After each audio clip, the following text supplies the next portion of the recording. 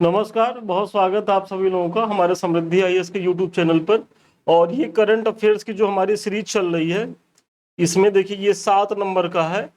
यदि अभी तक आप लोगों ने पीछे का नहीं देखा होगा तो जरूर देख लें। बहुत छोटा छोटा है भी, 35-40 मिनट की वीडियो है, लेकिन इतना विश्वास करिए कि अगर आप इतना देख के जाएंगे तो बहुत संभावना है और विश्वास भी है कि इससे बाहर कुछ ही क्वेश्चन, अब 2-4 क्वेश्चन के लिए तो कोई नहीं दावा कर सकता, हम भी नहीं कर रहे हैं, लेकिन मैक्सिमम आपको यहीं से मिलेंगे और बहुत कम समय में। तो यदि अभी तक आप लोगों ने पीछे नहीं देखा है तो ये देख लें। साथ ही साथ यूपी स्पेशल के भी हमारे 7-8 वीडियो हैं और वहां हमने बहुत विस्तार से यूपी की सारी चीजों को कवर कराया है, तो आप वो भी देखें। विनीत पाठक सर की क्लास आ रही है, जो महत्वपूर्ण पीवाईक्यूज क्वेश्चंस हैं, या प्रभा मैम की हिंदी की क्लास है। तो आरओ के लिए या विगत जो पेपर हुए हैं उनसे संबंधित जो महत्वपूर्ण टॉपिक हैं जो आगे बन सकते हैं, वो सारी चीजें आपको यहाँ देखने को मिलेंगी। बस निरंतर जो है चैनल पे बने रहिए और वीडियो को फॉलो करते रहिए। दुनिया का वह पहला देश जहां अप्रैल 2025 में दुनिया का पहला थोरियम परमाणु रिएक्टर शुरू किया गया। बहुत महत्वपूर्ण है कि दुनिया का पहला थोरियम परमाणु रिएक्टर कहाँ शुरू किया गया है, तो चाइना में शुरू किया गया है।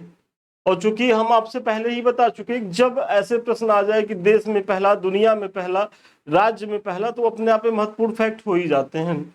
मई 2025 में जारी एक रिपोर्ट के अनुसार 2025 में दुनिया का सबसे अधिक तेल और गैस भंडार वाला देश कौन सा है, तो ये वेनेजुएला है। वेनेजुएला में जो है विश्व का सर्वाधिक जो है तेल और गैस का भंडार है। 3 से 6 मार्च 2025 के बीच मोबाइल वर्ल्ड कांग्रेस 2025 का आयोजन कहाँ किया गया, तो ये बार्सिलोना स्पेन में किया गया है। मोबाइल वर्ल्ड कांग्रेस का आयोजन बार्सिलोना स्पेन में किया गया है। मार्च 2025 में जारी यूएन वर्ल्ड हैप्पीनेस इंडेक्स 2025 में किस देश को लगातार 8वीं बार, वेरी इंपॉर्टेंट है कि फिनलैंड जो है वो लगातार 8वीं बार इसमें अपना शीर्ष स्थान बनाए रखने में सफल रहा है, वर्ल्ड हैप्पीनेस इंडेक्स 2025 में। जुलाई 2025 में 17वां ब्रिक्स शिखर सम्मेलन कहाँ आयोजित किया गया, तो रियो डी जेनेरियो ब्राजील में। वेरी इंपॉर्टेंट है, रियो डी जेनेरियो में जो ब्राजील का एक शहर है वहां इसका आयोजन किया गया। और ये कौन सा संस्करण था, तो ये 17वां संस्करण था। एलन मस्क की एआई कंपनी ने फरवरी 2025 में किस नाम से नया और स्मार्ट एआई जो है चैट बोट लॉन्च किया है, तो ग्रोक 3। ये इंपॉर्टेंट है कि ग्रोक 3 क्या है, तो ये एक चैट बॉट है और ये एलन मस्क के स्वामित्व वाली कंपनी है ये, तो इसका ध्यान रखेंगे। वह देश जहां के राष्ट्रीय दिवस समारोह में 22 मार्च 2025 को भारत के प्रधानमंत्री नरेंद्र मोदी ने मुख्य अतिथि के रूप में हिस्सा लिया, तो मॉरिशस में। मॉरिशस का जो राष्ट्रीय दिवस है वो 12 मार्च को मनाया जाता है और यहाँ चीफ गेस्ट के रूप में कौन गया था, तो प्रधानमंत्री मोदी गए थे।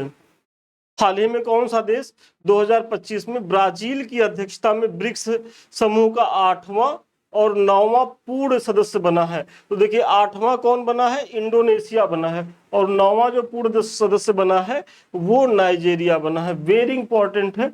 और आप लोग साथ साथ जो है थोड़ा सा, अगर हमारी स्पीड ज्यादा होगी तो थोड़ा रोक करके चीजों को नोट करते हुए चलिए, ताकि अगर आप हमारे साथ आधा घंटा 35 मिनट दे रहे हैं तो यही आपकी चीजें तैयार हो जाए, क्योंकि परीक्षा के पहले का समय हम जान रहे हैं कि वो आप लोगों के लिए कितना उपयोगी होता है। बहुत सी चीजें पढ़नी रहती हैं, आप बहुत प्रेशर में भी रहते हैं, तो उसी प्रेशर को कम करने का प्रयास हम करंट अफेयर्स या यूपी स्पेशल के माध्यम से करने का प्रयास कर रहे हैं। हमारी टीम में हिंदी की भी चीजें हो रही हैं, पीवाईक्यू भी कराए जा रहे हैं, और वो भी बहुत टू द पॉइंट सारगर्भित तरीके से। तो यहाँ केवल आप बने रहिएगा। विश्वास है, मतलब ये कि हम लोग कहीं से भी आपका कोई समय ना जाया करें और टू द पॉइंट आपको चीजों देते रहें, तो आप लोग इसको जो है देखते रहिए। वर्ष 2025 में और इसके बाद जन्म लेने वाले बच्चों को नई पीढ़ी का नया नाम दिया गया है, तो जेनरेशन बीटा नाम दिया गया है। मतलब 2025 में या उसके बाद जो बच्चे पैदा होंगे वो किस जनरेशन के पैदा होंगे, तो जनरेशन बीटा के होंगे। और ये अल्फा बीटा गामा करके दिया जाता है, तो ये बीटा जनरेशन के हैं।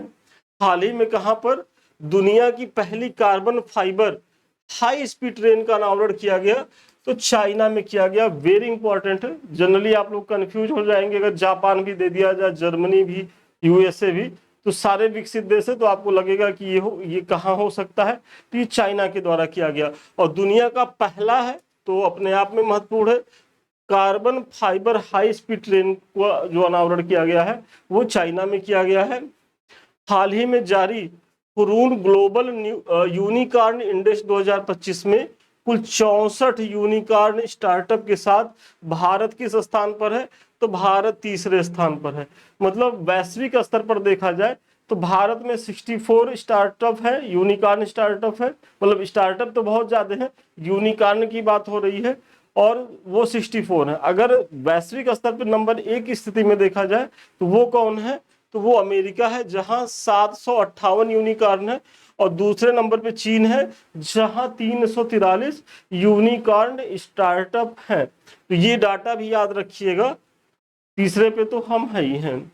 जून 2025 के आखिरी सप्ताह में ब्रांड फाइनेंस द्वारा जारी भारत के 100 सर्वोच्च कंपनियों के ब्रांड वैल्यू में शीर्ष पर कौन है? तो ब्रांड वैल्यू में शीर्ष पर कौन है? तो ये टाटा ग्रुप है। वेरी इंपॉर्टेंट है, आप लोग इसको भी ध्यान देंगे। हाल ही में इफ्को ने किस देश में अपना पहला विदेशी नैनो उर्वरक संयंत्र स्थापित करने की घोषणा की है? तो इफ्को मैंने उत्तर प्रदेश से संबंधित बताया था कि इसके 2 प्लांट है, एक आंवला में है, एक प्रयागराज के फूलपुर में है। तो इसने जो है एक वैश्विक स्तर पे अपना प्लांट स्थापित करने की योजना बनाई है और वो प्लांट कहाँ स्थापित किया जा रहा है? तो ब्राजील में किया जा रहा है। ये इफ्को के लिए एक बड़ी सफलता है। 6 जून 2025 को आरबीआई द्वारा एक बार फिर रेपो रेट में 50 आधार अंकों की कटौती के बाद वर्तमान में जो रेपो रेट है वो 5.5% है। वर्तमान में रेपो रेट कितना है? तो 5.5% है। जून 2025 में भारतीय रिजर्व बैंक ने किस ई कॉमर्स कंपनी को गैर बैंकिंग वित्तीय कंपनी के रूप में कार्य करने की अनुमति दी है? तो किसको दी है? वो दी है फ्लिपकार्ट को। एशियाई अवसंरचना निवेश बैंक का हाल ही में किससे अध्यक्ष नियुक्त किया गया है? तो जो जियामी है, ये चीन है। तो एआईबी जो निवेश बैंक है उसका अध्यक्ष जो जियामी को नियुक्त किया गया है, जो चाइना से है। फिर अडानी समूह दुनिया का सबसे बड़ा रिन्यूएबल एनर्जी पार्क का निर्माण कहाँ कर रहा है, जिसे अंतरिक्ष से भी देखा जा सकता है? तो ये गुजरात के कक्ष में ये चीजें हो रही हैं। फिर मई 2025 में भारत के किस राज्य ने 100% विद्युतीकरण का लक्ष्य जो है वो प्राप्त किया है? तो गुजरात ने प्राप्त किया है। वेरी इंपॉर्टेंट है। मई 2025 में भारत के किस राज्य ने 100% विद्युतीकरण का लक्ष्य प्राप्त किया है? तो वो गुजरात ने किया है। 2025 में बिटकॉइन को मुद्रा के रूप में कानूनी रूप से स्वीकार करने वाला पहला देश कौन सा बना है? तो बिटकॉइन को लेकर के आप लोग जान ही रहे होंगे कि कितना मतलब अनसर्टेन ये करेंसी है, मुद्रा है। और समझ लीजिए कि इसको लेकर के भारत सरकार भी काफी परेशान है और इसको रेगुलेट करने का प्रयास कर रही है। लेकिन अल सल्वाडोर वैश्विक स्तर पर एक जो है देश है जिसने इसे वैध मुद्रा के रूप में मान्यता दी है। भारत ने भी इसको वैध मुद्रा की श्रेणी में नहीं रखा है। हाल ही में भारत सरकार ने किस वर्ष को जीडीपी आकलन का आधार वर्ष बनाने की घोषणा की है? तो वेरी इंपॉर्टेंट है। पहले आधार वर्ष कितना था? 2011-12 और अभी जो बनाया जाएगा वो 2022-23 को बनाने की घोषणा की गई है। वेरी इंपॉर्टेंट, ये आधार वर्ष भी याद रखेंगे। केंद्रीय बजट 2025-26 में भारत में बीमा क्षेत्र के लिए एफडीआई की सीमा 74% से बढ़ाकर कितनी कर दी गई है? तो ये 100% कर दी गई है। वेरी इंपॉर्टेंट है। और इसी को लेकर के एक दिनेश खारा कमेटी का भी गठन किया गया है। तो ये कमेटी भी बहुत इंपॉर्टेंट है। दिनेश खारा कमेटी किससे संबंधित है? तो बीमा पुनर्गठन को लेकर के है, जो 1938 का जो प्रावधान था उसको लेकर के है। तो आप लोग इससे भी इसको लिंक कर लेंगे। हाल ही में केंद्रीय वाणिज्य मंत्री पीयूष गोयल ने कब तक देश में 10,000 भौगोलिक संकेतक प्राप्त करने के लक्ष्य की घोषणा जो है वो की है? तो 2030 तक जो है, जो वाणिज्य मंत्री हैं पीयूष गोयल, उनके द्वारा ये घोषणा की गई है कि हम 10,000 जो है वो क्या है भौगोलिक संकेतक मतलब जीआई टैग प्राप्त कर लेंगे। मतलब जीआई टैग किसको मिलता है? जो विशिष्ट वस्तुएं होती हैं। तो ये एक तरीके से भारत जो विविधतापूर्ण देश है, तो वहां के जो विविध महत्वपूर्ण संसाधन है उनको इस मुहिम में लाया जाएगा। एक अच्छा प्रयास है। तो टारगेट कब है 10,000 तक का प्राप्त करने का? तो 2030 तक है। आर्थिक समीक्षा 2024-25 के अनुसार कुल जीवीए में सेवा क्षेत्र का योगदान 2025 में कितना अनुमानित है? तो 55.3%, मतलब 55.3% का सेवा क्षेत्र में हमारे योगदान है। केंद्रीय बजट 2025-26 में किस राज्य में मखाना बोर्ड की स्थापना की गई है? तो बिहार में। और ये अभी चूंकि इसको कहीं अन्यत्र बनाने का प्रयास था, तो इसको लेकर के बहुत ज्यादा न्यूज में ये चर्चा का विषय भी रहा है। तो बिहार के बच्चे या उत्तर प्रदेश के बच्चों के लिए महत्वपूर्ण करंट का टॉपिक है, इसको देखेंगे। 11 दिसंबर 2024 को किस भारतीय रिजर्व बैंक का 26वां गवर्नर जनरल नियुक्त किया गया है? तो संजय मल्होत्रा को। वेरी इंपॉर्टेंट है कि संजय मल्होत्रा को 26वां भारत का आरबीआई गवर्नर जो है वो नियुक्त किया गया है। नीति आयोग द्वारा जनवरी 2025 में जारी पहले वित्तीय स्वास्थ्य सूचकांक 2025 रिपोर्ट में किस राज्य को उत्कृष्ट प्रदर्शन करने वाला राज्य घोषित किया गया है? तो उड़ीसा को। वेरी इंपॉर्टेंट है। मतलब वित्तीय स्वास्थ्य सूचकांक में शीर्ष पर कौन है? आप सोचिए, आप तो उड़ीसा के बारे में सोच नहीं सकते हैं, आपको लगेगा पिछड़ा हुआ राज्य है, लेकिन वित्तीय स्वास्थ्य सूचकांक में जो है उड़ीसा को सर्वोच्च रैंकिंग प्राप्त हुई है। तो ऐसे ही प्रश्न आयोग पूछेगा कि जहां आपका दिमाग ना काम करे और ऑप्शन में दिया रहेगा केरल, तुरंत आपको लगेगा कि यार बहुत साक्षर है, संपन्न राज्य है, तो हो सकता है कि इसमें भी वो शीर्ष पर हो, जबकि नहीं है। तो इसीलिए जब ऐसे कुछ डाटा है और जहां मतलब आपके आशा से विपरीत उत्तर जा रहा है, तो वो अपने आप में बहुत महत्वपूर्ण फैक्ट हो जाता है। इसलिए इसको भी ध्यान देंगे। केंद्रीय बजट 2025-26 में जल जीवन मिशन की अवधि को कब से कब तक बढ़ाने की घोषणा की गई है? तो ये 2028 तक बढ़ाने की घोषणा की गई है 2025-26 से केंद्रीय बजट में। अब आप लोगों के लिए होमवर्क है कि आप लोग बताएंगे कि जो जल जीवन मिशन है उसकी शुरुआत भारत सरकार ने कब की थी। आर्थिक समीक्षा 2024 के अनुसार वित्तीय वर्ष 2025-26 में भारत का विकास दर कितना अनुमानित है? तो 6.3 से 6.8%, मतलब इसके बीच में जो है वो अनुमानित है। इसको भी देखेंगे आप लोग। नहीं एक मिनट, सॉरी, इसमें देखिए 2025 में 6.3% अनुमानित है और 2026 में 6.8%। ये थोड़ा सा टाइपिंग एरर है, इसको ध्यान लेंगे। 2026 में 6.8% और 2025 में कितना है? तो 6.3% जो है वो अनुमानित है आर्थिक समीक्षा के अनुसार।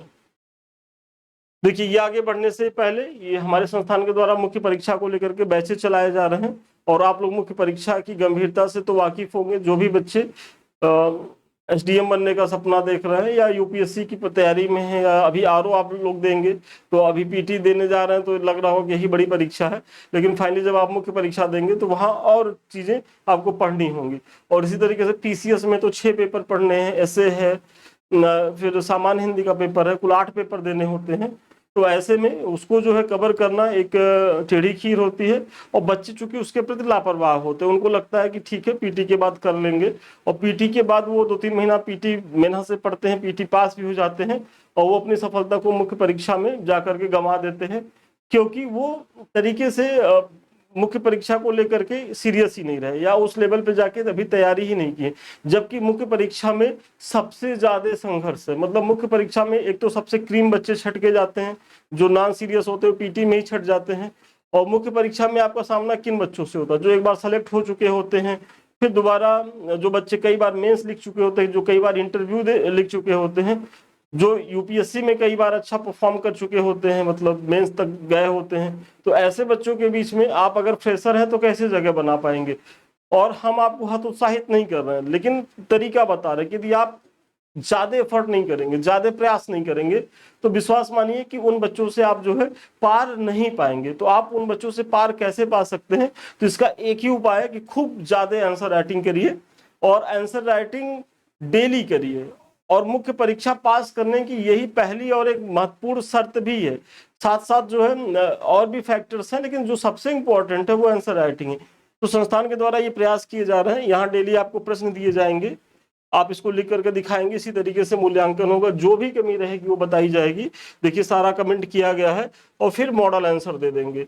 संस्थान का ये प्रयास है कि इसके द्वारा 750 प्लस प्रश्न जो है आपको कराए जाए, और ये प्रत्येक टॉपिक से, प्रत्येक प्रश्न पत्र से इतने प्रश्न आपको करा दिए जाएंगे। तो जब सोचिए कि एग्जाम के पहले 750 प्रश्नों का आप प्रैक्टिस करके गए रहेंगे तो कितनी सहज स्थिति में रहने वाले हैं।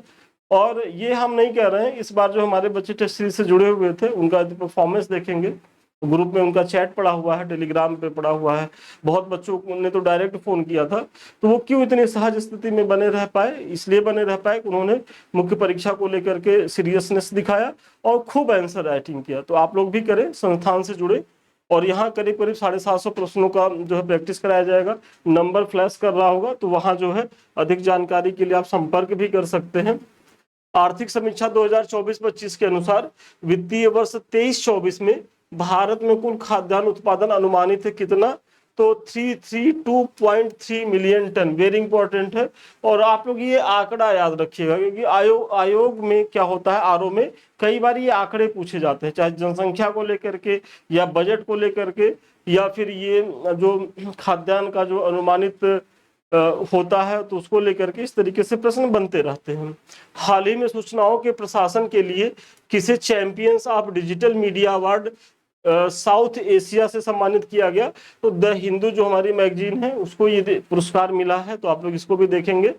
विश्व पर्यावरण दिवस के अवसर पर जून 2025 को किसे सर्वाधिक प्रभावशाली पर्यावरणविद पुरस्कार से सम्मानित किया गया? तो आचार्य प्रशांत को दिया गया है।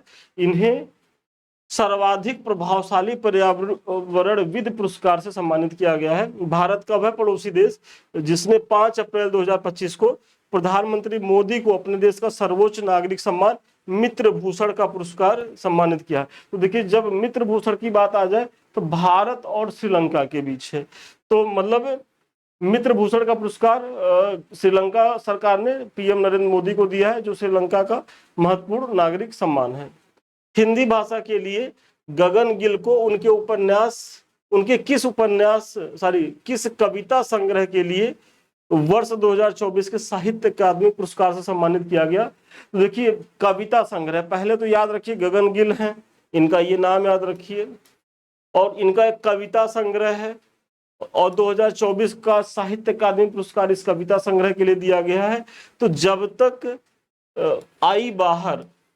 आई बाहर इनकी कविता संग्रह है, किसकी? गगन गिल की, और इसी के लिए इन्हें 2024 का साहित्य अकादमी पुरस्कार जो है वो दिया गया है। तो वह प्रसिद्ध भारतीय जीव विज्ञानी, वन्य जीव संरक्षण वादी, जिन्हें फरवरी 2025 में प्रतिष्ठित क्रिकेट टाइम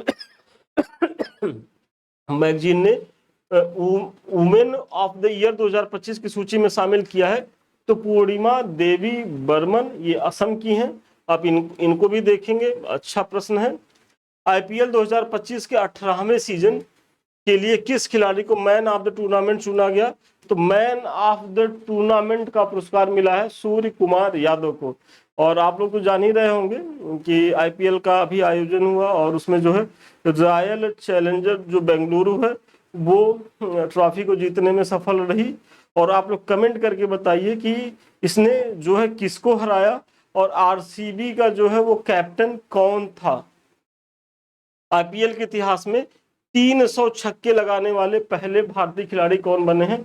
तो आईपीएल के इतिहास में 300 छक्के लगाने वाले जो पहले भारतीय खिलाड़ी बने हैं वो बने हैं रोहित शर्मा। वह पुरुष और महिला भारतीय क्रिकेटर जिन्हें वर्ष 2024 के लिए विजडन क्रिकेटर्स अल्मनैक का विश्व का सर्वश्रेष्ठ क्रिकेटर चुना गया, तो ये चुना गया है जसप्रीत बुमराह को, और फीमेल में स्मृति मंधाना को। स्मृति मंधाना को की बैटिंग से तो आप लोग परिचित होंगे ही कि मतलब कितना शानदार इधर उनका प्रदर्शन रहा है, और जसप्रीत बुमराह जो है वो बॉलर हैं। अप्रैल 2025 में T20 क्रिकेट में 13,000 रन पूरा करने वाले पहले भारतीय क्रिकेटर कौन है? तो T20 में जो है वो 13,000 रन पूरा करने वाले पहले भारतीय क्रिकेटर विराट कोहली हैं। अंतर्राष्ट्रीय ओलंपिक समिति के 130 वर्षों के इतिहास में किसे इसकी पहली महिला अध्यक्ष तथा पहले अफ्रीकी अध्यक्ष मार्च 2025 में चुना गया। बहुत महत्वपूर्ण है कि अंतर्राष्ट्रीय ओलंपिक जो समिति है उसके 130 वर्ष के इतिहास में पहली ऐसी महिला है जिन्हें अध्यक्ष चुना गया है। इसके पहले कोई इस पद पर गया ही नहीं है। और ये चूंकि अफ्रीकी मूल से है और ये है पूर्व तैराक कस्ट्री कोवेंट्री जो है ये तैराकी विधा से रही हैं ये, और इन्हें जो है पहला जो है अध्यक्ष चुना गया है किसका, अंतर्राष्ट्रीय ओलंपिक समिति का। बहुत महत्वपूर्ण है और इसको एकदम नोट कर लीजिए कि इसकी आने की संभावना बहुत ही ज्यादा है। 9 मार्च 2025 को दुबई में किस देश को पराजित कर भारत ने आईसीसी चैंपियंस ट्रॉफी का खिताब तीसरी बार जीता है। तो सबसे पहले तो ये जान लीजिए कि आईसीसी चैंपियंस ट्रॉफी का जो खिताब है भारत ने तीसरी बार जीता है और किसे हराया है, तो न्यूजीलैंड को हराया है। वह खिलाड़ी जिन्हें भारत के सर्वोच्च खेल रत्न पुरस्कार मेजर ध्यानचंद खेल रत्न 2024 से सम्मानित किया गया है। तो इसमें देखिए 4 लोगों को किया गया है। तो सबसे पहले तो एक मनु भाकर है, ये इन्हें शूटिंग के लिए दिया गया है। दूसरा डी गुकेश है, इन्हें शतरंज के लिए दिया गया है। फिर प्रवीण कुमार और हरमनप्रीत सिंह है, इन्हें हॉकी के लिए दिया गया है। तो मनु भाकर, डी गुकेश, प्रवीण कुमार और हरमनप्रीत सिंह, ये 4 जो है इन्हें राजीव गांधी खेल रत्न पुरस्कार से सम्मानित किया गया है। सारी अब तो ये मेजर ध्यानचंद खेल रत्न पुरस्कार हो गया है, तो इसका भी आप लोग ध्यान रखेंगे। वह भारतीय महिला क्रिकेट खिलाड़ी जिन्हें आईसीसी महिला one day cricketer of the year चुना गया, तो स्मृति मंधाना को चुना गया है। वेरी इंपॉर्टेंट है। वह पूर्व भारतीय क्रिकेटर जिसे हाल ही में मेलबर्न क्रिकेट क्लब की प्रतिष्ठित सदस्यता जो है वो प्रदान की गई है। तो मेलबर्न जो है ऑस्ट्रेलिया में है, क्रिकेट क्लब महत्वपूर्ण क्रिकेट क्लब है, सम्मानित क्रिकेट क्लब है। और इसकी सदस्यता किसे दी गई है, तो इसी की सदस्यता सचिन तेंदुलकर को दी गई है। हाल ही में किस देश को फीफा विश्व कप 2034 की मेजबानी की गई है, तो फीफा 2034 की मेजबानी प्रदान की गई है सऊदी अरब को। क्योंकि आप लोग जानते हैं कि 4 वर्षों में होता है, तो 4 वर्षों में तो 34 में जो है इसकी मेजबानी कौन करेगा, सऊदी अरब करेगा। और फीफा 2030 का आयोजन जो होगा वो मोरक्को, पुर्तगाल और स्पेन, तीनों देश मिल करके इसकी मेजबानी करेंगे। तो 30 की मेजबानी कौन करेंगे, मोरक्को, पुर्तगाल और स्पेन। जबकि 34 की मेजबानी किसे दिया गया है, तो ये दिया गया है सऊदी अरब को दिया गया है। तो ये महत्वपूर्ण है, यहां से आने की संभावना है। देश का पहला समर्पित कंटेनर ट्रांसशिपमेंट पोर्ट राष्ट्र को समर्पित किया गया, वेरी इंपॉर्टेंट है। तो ये है विजिंजम पोर्ट है, केरल में के तिरुवनंतपुरम में स्थित है।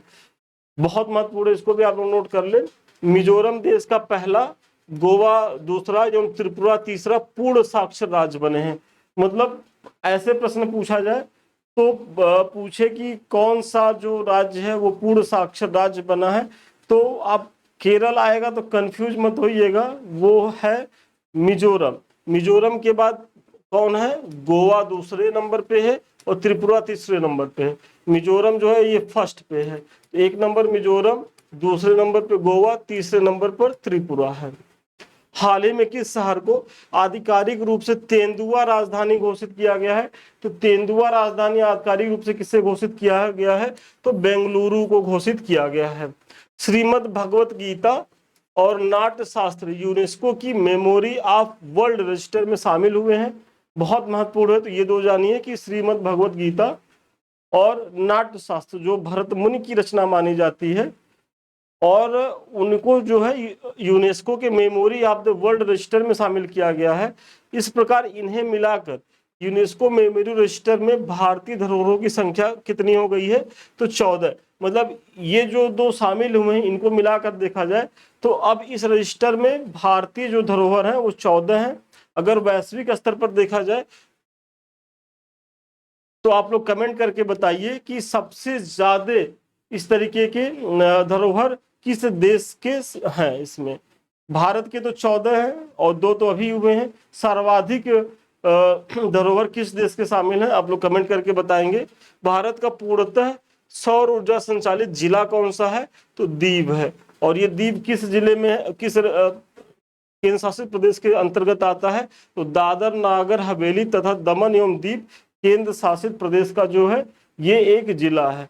दीव जो है पूर्णतः सौर ऊर्जा से संचालित जिला बन गया है। वेरी इंपॉर्टेंट है, आप लोग इसको भी याद रखिएगा। और देखिए आप लोग को लग रहा होगा कि सर बहुत ज्यादा फैक्चुअल हो रहा है, तो करंट में ऐसे ही प्रश्न बनते ही, अगर आप पीवाईक्यू उठा के देखेंगे। और यहाँ चूंकि हम महत्वपूर्ण जो है वो चीजों को निकाल करके एक बुलेट फॉर्म में लाए भी हैं, ताकि आपका जल्दी से रिवीजन हो जाए और आप जो है आपका कोई पॉइंट छूटे भी ना। देखिए SRS रिपोर्ट आई है, नमूना पंजीकरण प्रणाली जिसे कहते हैं 2024 की, और इसमें देखेंगे कि भारत के महापंजीयक द्वारा 7 मई 2025 को नमूना पंजीकरण प्रणाली रिपोर्ट 2021 जो है वो जारी की गई है। और रिपोर्ट के अनुसार भारत में मातृ एवं शिशु स्वास्थ्य संकेतकों में उल्लेखनीय सुधार जो है वो दर्ज किया गया है। तो ये सब रिपोर्ट्स आप लोग इसलिए भी पढ़िए खूब कायदे से, क्योंकि इनका प्रयोग आप कहाँ करेंगे, अपने मेंस आंसर राइटिंग में जो है वो आंकड़े देने में। तो आप लोग थोड़ा सा पीटी को गंभीरता से पढ़िए, तो आपकी मुख्य परीक्षा की भी चीजें साथ साथ तैयार होती रहेंगी। तो रिपोर्ट के अनुसार क्या है, इसकी खास बातें देख लेते हैं कि 2014-16 में प्रति लाख जन्मों पर मृत्यु दर जो है 130 था पहले से 37 अंक घटकर 2019-21 में कितना हो गया है, तो 93। मतलब जो मृत्यु दर 2014-16 में मात्र मृत्यु दर जो था 130 था, वो घट करके 93 हो गया है। मतलब अगर 1 लाख प्रसव हो रहा है तो उसमें जो है हमारी 130 माताओं की डेथ हो जाती थी प्रसव के दौरान, कब, 2014-16 में। लेकिन ये घट करके 19 और 21 में कितना हो गया है, 93 हो गया है। फिर इसी तरीके से अगर शिशु मृत्यु दर में देखा जाए तो 2024 में प्रति 1000 जन्मों पर 39 से घट करके 27 हो गई है। मतलब 2014 में जब शिशु मृत्यु दर जो है वो 39 था, और वर्तमान में, मतलब वर्तमान में क्या 2021 का ही आंकड़ा अभी तक है, तो 2021 तक में ये घट करके कितनी हो गई है, 27 हो गई है। तो मतलब मात्र मृत्यु दर में कमी आ रही है, शिशु मृत्यु दर में कमी आ रही है। और अगर नवजात मृत्यु दर देखा जाए तो 2014 में 1000 जन्मों पर ये 26 से घट करके 19 हो गई है। तो मतलब यहाँ भी जो है घटौती हुई है। तो ये महत्वपूर्ण फैक्ट है, आप जो है इसका स्क्रीनशॉट ले ले। और जन्म के समय जो लिंगानुपात 2014 में 899 था, सुधर कर 2021 में 913 हो गया है। मतलब ये सारस की जो बुलेटिन है, जो रिपोर्ट है, ये मतलब लिंगानुपात में भी सुधार का जो है संकेत दे रही है। फिर बड़े राज्यों में सर्वाधिक मृत्यु दर कहाँ है, तो मध्य प्रदेश में है। मतलब 1000 बच्चों पर 29 बच्चे अभी भी उनकी मृत्यु हो रही है। इसी तरीके से केरल में जो है वो सबसे कम है। अगर केरल में 1000 बच्चा पैदा हो रहा है तो प्रसव के दौरान उसकी मतलब डेथ होने की जो दर है वो बहुत कम है, मात्र 5 बच्चों की है। और फिर राष्ट्रीय ई गवर्नेंस पुरस्कार 2025 में स्वर्ण पुरस्कार किसे दिया गया है, तो राष्ट्रीय ई गवर्नेंस पुरस्कार 2025 के तहत स्वर्ण पुरस्कार दिया गया है रोहिणी ग्राम पंचायत, सिरपुर तालुका, धुले जिला, महाराष्ट्र को। वेरी इंपॉर्टेंट है, राष्ट्रीय ई गवर्नेंस पुरस्कार 2025 का स्वर्ण पुरस्कार किसे दिया गया है, तो रोहिणी ग्राम पंचायत है, कहाँ का, सिरपुर तालुका का। और ये सिरपुर तालुका कहाँ है, धुले में, और धुले कहाँ है, तो महाराष्ट्र में है। वेरी इंपॉर्टेंट है, इसको भी आप लोग जो है देखेंगे। फिर सिमलीपाल टाइगर रिजर्व को भारत का 107वां जो है वो राष्ट्रीय उद्यान बनाया गया है। बहुत महत्वपूर्ण है। सिमलीपाल आप लोग जानते ही होंगे कि उड़ीसा में स्थित है, और ये उड़ीसा का दूसरा राष्ट्रीय उद्यान है। इसके पहले कौन था, तो इसके पहले भितरकनिका राष्ट्रीय उद्यान को भी ऐसा दर्जा मिल चुका है। और राष्ट्रीय स्तर पर देखा जाए तो कुल 107 राष्ट्रीय उद्यान हो गए हैं। सिमलीपाल को वन्य जीव संरक्षण अधिनियम 1972 की धारा 35(4) के तहत राष्ट्रीय उद्यान घोषित किया गया है। उड़ीसा का यह दूसरा पहला कौन सा था? भितरकनिका राष्ट्रीय उद्यान है। सिमलीपाल राष्ट्रीय उद्यान उड़ीसा के मयूरभंज जिले में है। मतलब सिमलीपाल राष्ट्रीय उद्यान कहाँ है? तो ये उड़ीसा के मयूरभंज जिले में है। यह जंगली मेलेनिस्टिक बाघों के विश्व में एकमात्र आवास है। वेरी इंपॉर्टेंट है, और ये थोड़ा सा इसका लेवल हाई जा रहा है। देखिए आपसे आरओ में तो यही पूछ लेगा, और सिमलीपाल को लेकर के तो आरओ में वैसे भी स्टैटिक्स में कई बार पूछा है कि भाई इसका जो है ये कहाँ है, तो उड़ीसा आप लोगों को पता ही होगा। भितरकनिका भी जो है वो उड़ीसा में है। तो ये अब थोड़ा सा लेवल हाई हो रहा है, और ये यूपीएससी के बच्चों के लिए महत्वपूर्ण है कि यह जंगली मेलेनिस्टिक बाघों का विश्व में एकमात्र आवास है। और इसमें क्या है कि बरेही पानी और जोरांडा सिमलीपाल राष्ट्रीय उद्यान में स्थित दो लोकप्रिय झरने हैं। कभी भी आपसे स्टैटिक्स में ये पूछा जा सकता है कि बरेही पानी और जोरांडा जो है झीलें कहाँ हैं, तो सिमलीपाल जो राष्ट्रीय उद्यान है उसी में ये झीलें अवस्थित है। और ऐसे ही आयोग पूछता है, तो जब पूछता है तो चूंकि आप लोग पढ़े नहीं होते तो आप लोग को लगता है कि ये कहाँ से उठा के पूछ दिया। देखिए ऐसे ही है। तो अब सिमलीपाल के बारे में तो जो कुछ है उतना, लेकिन अब ये सब भी महत्वपूर्ण फैक्ट है, और आयोग जो है थोड़ा सा अगर डेप्थ में जाएगा तो ये आंकड़ा भी पूछ सकता है। बरही पानी और जोरांडा झीलें कहाँ अवस्थित है, तो ये उड़ीसा में है। और उड़ीसा में कहाँ? तो यही सिमलीपाल टाइगर रिजर्व। तमिलनाडु के धनुष कोडी को फ्लेमिंगो अभयारण्य घोषित किया गया। वेरी इंपॉर्टेंट है। तो फ्लेमिंगो अभयारण्य जो है वो कहाँ है? तो तमिलनाडु के धनुषकोडी में है। और इसका जो है मतलब इससे कब घोषित किया गया? तो 5 जून 2025 को। और 5 जून 2025 को किस दिवस के रूप में मनाया जाता है? तो ये पर्यावरण दिवस के रूप में मनाया जाता है। इंदौर और उदयपुर को वेटलैंड सिटी की मान्यता मिली। बहुत महत्वपूर्ण है। देखिए जो इंदौर है और उदयपुर, ये दो ऐसे शहर हैं जिन्हें वेटलैंड सिटी की मान्यता मिली है। और पहली बार रामसर अभिसमय के तहत भारत के 2 शहरों को, मतलब अभी तक इसके पहले भारत के किसी भी शहर को वेटलैंड सिटी की मान्यता नहीं मिली है। तो ये सोचिए कितना महत्वपूर्ण फैक्ट है। तो पहली बार इंदौर और उदयपुर को वेटलैंड सिटी की मान्यता मिली है। वर्तमान में वैश्विक स्तर पर 74 शहरों को वेटलैंड सिटी की मान्यता प्राप्त है। मतलब अगर दुनिया में देखा जाए तो ये दो भारत को भी उसमें ऐड किया जाए तो कुछ 74 ऐसे शहर हैं जिन्हें यह दर्जा प्राप्त है। पहली चीज, भारत में 2 हैं, इंदौर और फिर एक उदयपुर, और जो अभी हाल ही में दिया गया है। सर्वाधिक वेटलैंड शहर कहाँ है? तो चीन में है 22, एवं फ्रांस दूसरे स्थान पर है। फ्रांस में कितने शहर हैं? तो 9 शहर हैं। तो ये डाटा भी याद रखिएगा, और ये इंपॉर्टेंट फैक्ट है, आप लोग इसको देख लेंगे। एशिया के पहले वर्टिकल लिफ्ट रेलवे समुद्र पुल का उद्घाटन किया गया। तो समुद्र पुल का तो ये है पंबन ब्रिज, तमिलनाडु में रामेश्वर द्वीप को रेल मार्ग से जोड़ने वाला ब्रिज है। और लंबाई कितनी है? तो देखिए लंबाई याद रखिएगा 2.08 किलोमीटर है। और ये जोड़ेगा किसको? रामेश्वर को मंडपम से जोड़ेगा। रामेश्वर को मंडपम से जोड़ेगा। फिर वरिष्ठ नागरिक आयोग स्थापित करने वाला भारत का पहला राज्य बना है। वेरी इंपॉर्टेंट है। वरिष्ठ नागरिक आयोग जो है स्थापित करने वाला भारत का पहला राज्य बना है केरल। फिर राष्ट्रीय हल्दी बोर्ड का गठन किया गया है। तो राष्ट्रीय हल्दी बोर्ड का मुख्यालय कहाँ है? तेलंगाना के निजामाबाद में। वेरी इंपॉर्टेंट है। राष्ट्रीय हल्दी बोर्ड का मुख्यालय कहाँ है? तो तेलंगाना के निजामाबाद में है।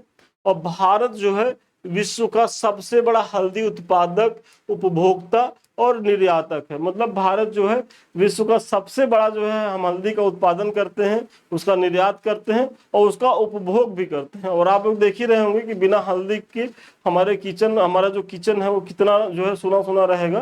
तो बहुत महत्वपूर्ण है। और भारत में 30 प्रकार की हल्दी जो है वो उगाई जाती है। और हल्दी उत्पादन में शीर्ष राज्य कौन से हैं? तो महाराष्ट्र है, और दूसरे नंबर पर तेलंगाना। बहुत महत्वपूर्ण है, स्क्रीनशॉट ले लीजिए। यहां से प्रश्न बनने की आरओ में बहुत संभावना है। तो मुख्यालय तेलंगाना के निजामाबाद में। भारत सबसे बड़ा उपभोक्ता, उत्पादक, निर्यातक है। 30 प्रकार की किस्में यहाँ उगाई जाती हैं। सबसे ज्यादा महाराष्ट्र में प्रोडक्शन होता है, दूसरे नंबर पे तेलंगाना में। बस इतनी ही चीजें हैं। आइए और देखते हैं। और आप लोग को ये क्लास कैसी लग रही है? अगर अच्छी लग रही है तो जरूर कमेंट करें, लाइक करें, शेयर करें। हैंडले पासपोर्ट इंडेक्स जारी हुआ है और यहाँ से कई बार प्रीवियस ईयर्स में क्वेश्चंस पूछे गए हैं, तो बहुत संभावना है कि यहाँ से पुनः प्रश्न पूछे जाए। तो शीर्ष स्थान किसे मिला है? तो हैंडले पासपोर्ट इंडेक्स में शीर्ष स्थान सिंगापुर को मिला है। भारत की रैंकिंग कितनी है?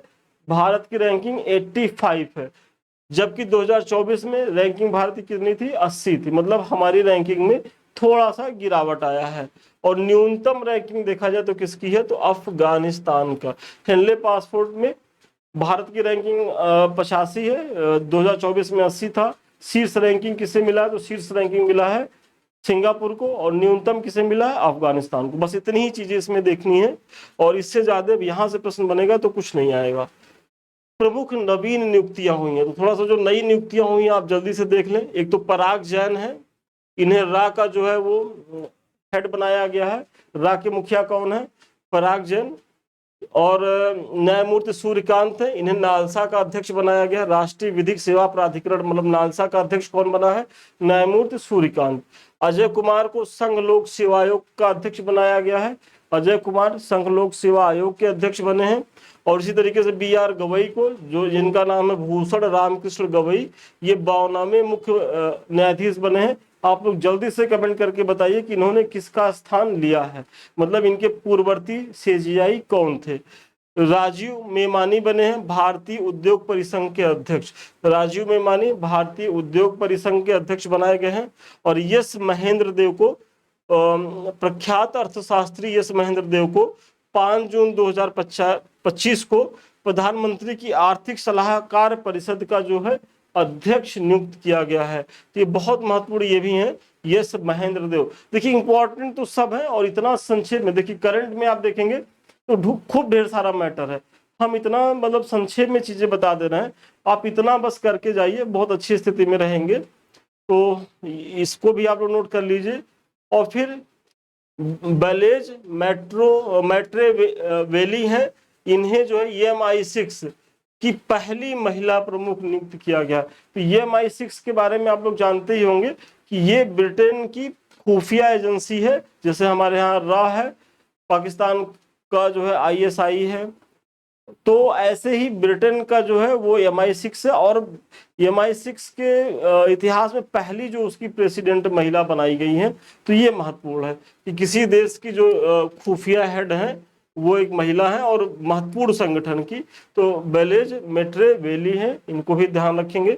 आलोक जोशी राष्ट्रीय सुरक्षा सलाहकार बोर्ड के नए अध्यक्ष बने हैं। राष्ट्रीय सुरक्षा सलाहकार बोर्ड के नए अध्यक्ष कौन बनाए गए? आलोक जोशी। पूनम गुप्ता को RBI का डिप्टी गवर्नर बनाया गया है। पूनम गुप्ता जो है RBI की डिप्टी गवर्नर बनी है।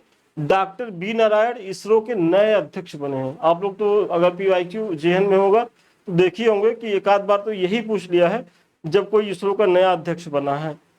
तो डॉक्टर बी नारायण है, इसरो के नए अध्यक्ष बने हैं। और इन्होंने स्थान किसका लिया है? तो यस सोमनाथ का। यस सोमनाथ का स्थान जो है वो किसने लिया है? तो डॉक्टर बी नारायण ने। संजय मूर्ति को जो है वो नियंत्रण एवं महालेखा परीक्षक मतलब कैग नियुक्त किया गया। वेरी इंपॉर्टेंट है ये भी। संजय मूर्ति को जो है भारत का कैग बनाया गया है। और इन्होंने स्थान किसका लिया है? तो इन्होंने स्थान लिया है गिरीश चंद्र मुर्मू का, मतलब जो पहले CAG थे। तो आप इसको भी ध्यान में देखेंगे। चलिए आज के प्रश्न सारे आज की चीजों का यहीं तक था, और अभी 2-3 क्लासेज हमारी करंट पे और आएंगी। तो बस आप लोग जो है पीछे वाला देखते हुए आगे वाला तक देख लीजिएगा। तो विश्वास मानिए कि कोई भी करंट की आप मैगजीन पढ़ेंगे तो आपको लगेगा कि आपके सारे काम की चीजें, मतलब यहाँ ऐसा नहीं कि हम केवल आय दृष्टि से करा रहे हैं, हम घटना सार से भी करा रहे हैं, हम आय दृष्टि को भी आधार बना रहे हैं, क्रॉनिकल को भी आधार बना रहे हैं, क्योंकि अब एक सोर्स से पढ़ करके चीजें आपकी नहीं हो सकती हैं। तो इसीलिए आप जो है देखिए। और इसके बारे में तो मैंने बताया है, यदि अभी तक आपने ज्वाइन नहीं किया तो इसे ज्वाइन करिए, इसका लाभ लीजिए। और सबसे लास्ट में ये हमारा टेलीग्राम चैनल है। आप लोग के मन में एक चीज रहता है कि सर जो पढ़ा रहे हैं उसका लिंक कहाँ मिलेगा, मतलब उसका PDF कहाँ मिलेगा? तो हमारे टेलीग्राम पे मिलेगा। जो भी क्लासेज आ रही है हमारे द्वारा, विनीत सर द्वारा, प्रभा मैम द्वारा, तो वो सारी चीजें वहां मिल जाएंगी, पहली चीज। दूसरी चीज ये है कि हमसे जुड़े रहने का 24 घंटे का माध्यम हमारा टेलीग्राम है, तो आप लोग जो है इसको जरूर ज्वाइन करें। साथ ही साथ हमारे 2 चैनल हैं, एक तो हमारा यूट्यूब चैनल है समृद्धि IAS का, यदि अभी तक आप लोगों ने इसको सब्सक्राइब नहीं किया तो इसे सब्सक्राइब करें, लाइक करें, शेयर करें। और यदि आप लोगों को कमेंट मतलब वीडियो अच्छे लग रहे हो तो प्लीज कमेंट भी करें। ये आप ही के चैनल है और इन्हें आप ही के सहयोग से आगे बढ़ाना है। दूसरा चैनल हमारा संदीप मिश्रा ऑफिशियल है, यहाँ भी बहुत सी चीजें आपके काम की पड़ी हुई हैं, तो यदि अभी तक आप लोगों ने इसे सब्सक्राइब नहीं तो इसे भी सब्सक्राइब कर लें। और अधिक जानकारी के लिए या हमसे बात करने के लिए 7303075007 पे आप संपर्क कर सकते हैं। तो चलिए आज के लिए इतना ही, पुनः मिलते हैं नए वीडियो में नए क्लास के साथ। अब तक के लिए धन्यवाद, शुभकामनाएं आपको।